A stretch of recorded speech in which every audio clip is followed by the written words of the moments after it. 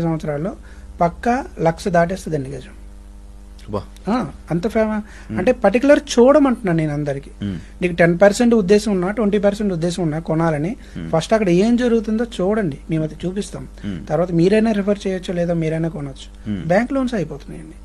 Example ఒక 20,000 గజం తీసుకుంటే 13-14,000 బ్యాంక్ లోన్ అయిపోతుంది.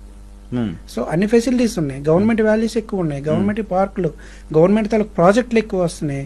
ఇప్పుడు మీరు విన్నారు, ఆనందపురం నుంచి మన తగరపల్సి వచ్చే లైన్లో 200 ఎకరాలు గూగుల్ కొత్త ప్రాజెక్ట్ స్టార్ట్ చేస్తున్నారు.